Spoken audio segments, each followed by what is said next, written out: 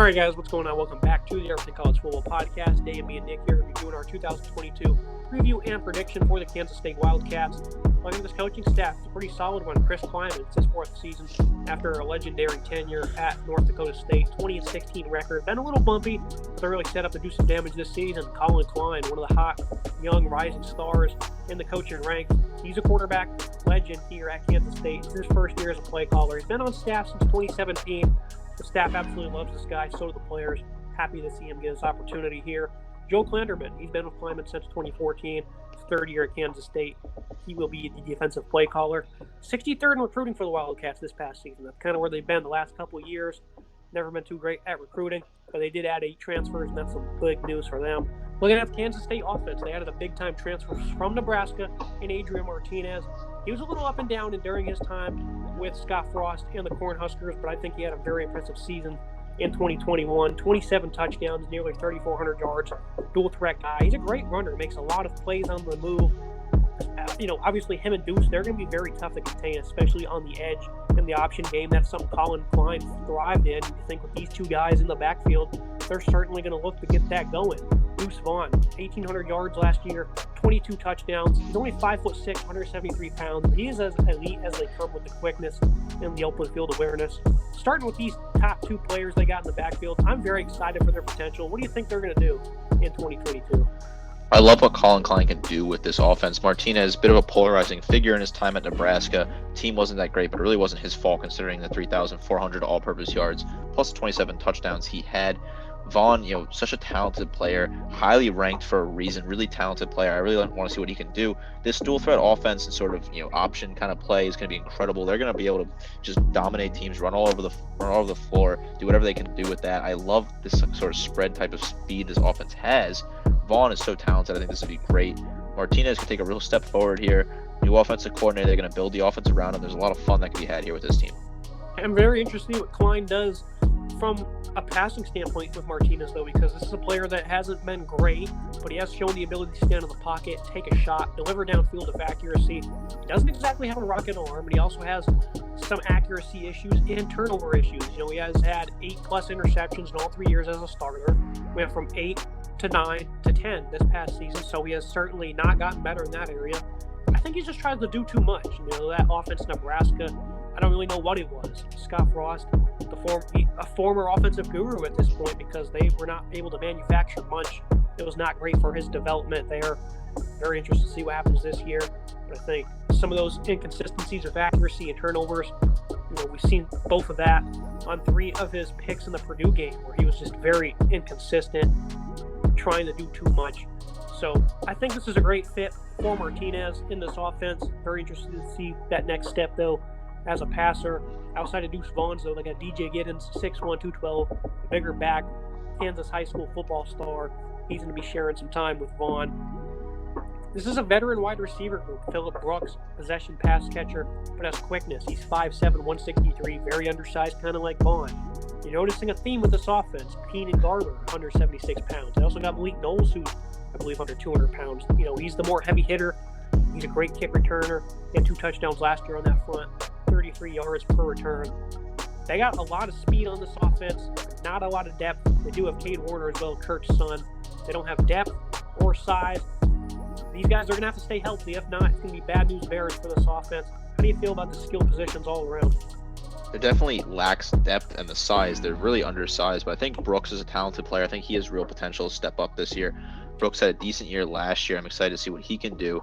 He had 545 yards receiving last year. And in general, I like the speed that they have. Knowles, very fast player. It's going to run through Vaughn and Martinez, obviously. Look at Vaughn last year, 1,400 yards on the ground, 18 touchdowns rushing, in addition to 4 receiving touchdowns, 22 total touchdowns. Is really impressive for Deuce Vaughn. I think this team has some talent on offense for sure. I think there's a real potential, but like you said, the depth isn't there. So if someone gets hurt, they're going to be having to step up from that next man. And it's interesting to see if that's even available. Speaking of units, it has some size, though. The offensive line, I think they're pretty impressive on that front. Mainly the left side, though. Cooper Beebe, 6'3", 320, and KT Leviston, 6'4", 326. Beebe, though, highly impressive run blocker. Didn't allow much as a pass blocker either. This was one of the top tackles in college football a season ago. They're going to lean on that left side. They do a lot of damage. They do lose 3 starters on interior, though, so development of this group is going to be very key. All around, though, I like what they have. They were 29th in college football on third downs last year. It's a good offense on paper, but they need to stay healthy to be successful. They're not exactly deep at any position, and of course, they replace those guys on the interior. So, offense is got a sky-high ceiling. Very excited. I hope they stay healthy because I don't want this to be a what-if team.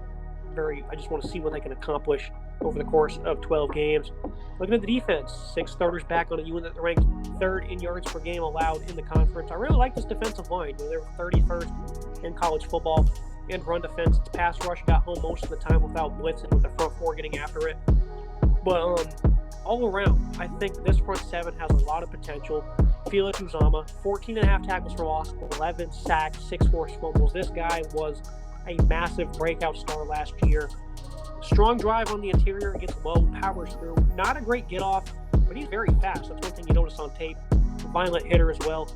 Eli Huggins, he's been an important contributor on the interior for a few years now. I like senior backup defensive tackle Jalen Pickle as well. 3.35 has been very impressive for these guys. What's your impression of Uzama last year, who was so good? Uzama second in the Big 12 in sacks, like you said, with that 11 total, 14.5 tackles for loss, 50 total tackles. He's such a talented player. I love what he can do. That big presence he has, very fantastic. And I think you hit with Jalen Pickle. He has real potential to step up as a good backup. He only played in 9 games last year. I think he has a real chance to step up here and play in a ton of games this year and be a strong player for this defense.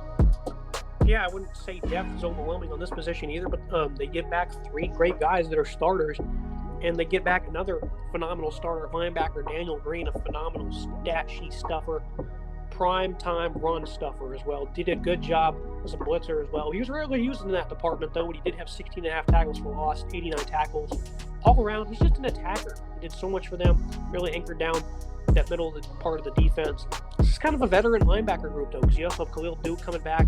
He's been around a long time, really struggled with health, can't stay on the field. Impressive start to 2021, and then he got hurt in week 3. Will Honus, though, he comes over from Nebraska, a 7th-year senior. He's been around forever. 124 tackles combined the past 2 seasons for the Cornhuskers. I like this front 6 altogether. This linebacking core, very impressed with the veteran presence they have. Daniel Green, he can really be a all-conference first-team performer this fall. Daniel Green leading the team in tackles, 89 tackles, 16 tackles for loss. He is so talented. I really love what he can do. I think he has serious potential here. Very talented player on the for the linebacking core. I like to see him as a leader, like you said. All team potential is definitely there with this guy. We want to see what type of moves he can make this year. He can build off leading the team in tackles this year. Yeah, and I think they have some pretty solid depth. Austin Moore, Nick Allen, they got on the field a good bit. In Missouri transfer, former quarterback Sean Robinson, he converted to DB. He might play a little bit at linebacker as well, so we'll see what happens there. But looking at the secondary, this is the biggest problem for them. The scheme allows them not to get beat over top. They were 15th in most 20-plus yard plays allowed, so they were very good at not getting beat. But the front seven complemented them very well also. Underneath was a struggle, though. They allowed a 68.4% completion rate, 127th in college football. That's not good. They were quite impressive. Getting off the field was an issue, though, and not allowing yards was also an issue. And now they replaced 3 starters. They did add 3 guys in the portal. The aforementioned Robinson, Kobe Savage, JUCO prospect, and Josh Haynes. He comes over from North Dakota State. Plenty of experience at corner. He obviously knows his coaching staff pretty well. Eco, Boy, Dow, 6 foot, 170 pounds. He was a lockdown corner for them. It wasn't attacked much, but it was a bright spot for them in this back end. I like Julius Brandt as well, veteran, 41 solo tackles in his first year as a starter.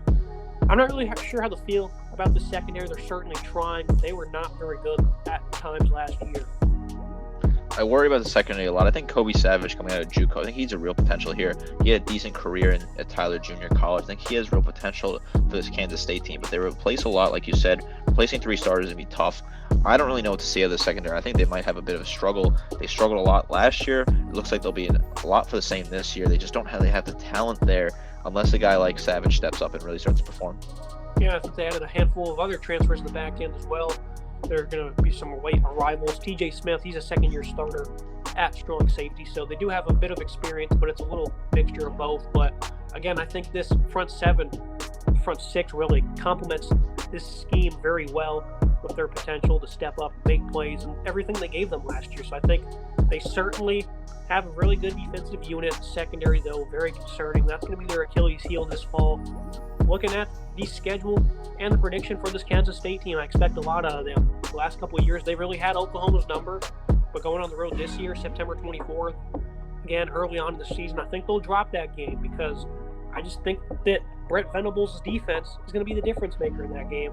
Over the last couple of years, the defense has gotten absolutely slaughtered by Kansas State, and obviously this is a very tough matchup for them this time around, but I think all around Venables, he'll come up with a game plan to slow down this offense. Personnel might be a concern for Oklahoma, but I think Venables, again, is going to be the difference maker.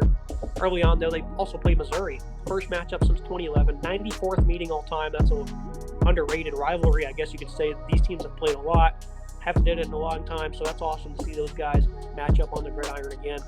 I have this team going 9-3. How do you feel about Kansas State as a potential under this radar conference champion? I love this schedule. Scheduling Missouri out of conference, like you said, haven't played since 2011. A bit of an underrated rivalry. They get South Dakota, they get Tulane out of conference. I think that's nothing really to sneeze at. I think that's interesting sort of bill considering Tulane gave Oklahoma some trouble last year. They traveled to Norman. That's definitely going to be a little bit tough. This game was in Manhattan. I think we could give the edge to Kansas State at home to Oklahoma, but I'm going to give Oklahoma the edge on the road. They also have that tough little stretch towards the end with Oklahoma State, Texas, and Baylor. They might even pick up one of those games that we have them losing against Texas or Baylor. They could go 10-2 this year, considering how strong this team could be at times. I love the upside for Kansas State.